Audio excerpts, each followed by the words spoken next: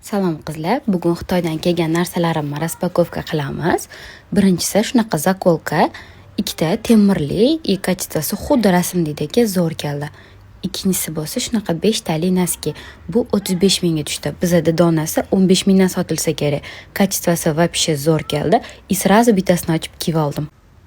Bu korobkada katushka teradigan apparat, yonida shunaqa skotch chiqdi. Vellur kiyimlarga, paltalarga yopishgan oq narsalarni terish uchun. Yonida zapas ikkita tishi ham bor ekan. Bu katushka teradigan apparatni 35 mingga oldim. O'tgan yil o'zimizdan 150 mingga sotib olgan edim, buzilib qoluvdi. Bu qizimga lasina, kachitasi xuddi rasmdagidek, bu ham zo'r keldi, menga yoqdi. Keyingisi bo'lsa, o'sha serdichkali trend bo'lgan домашний тапочкаdan zakaz qildim. Buni ham kachitasi zo'r keldi, menga yoqdi. Siz hali ham Xitoydan qanaqa narsa zakaz qiladi, kachitasi qanaqa keladi deb o'ylab o'tirgan bo'lsangiz, bemalol direktimga yozishingiz mumkin. Kursim haqida ma'lumot yuboraman sizga.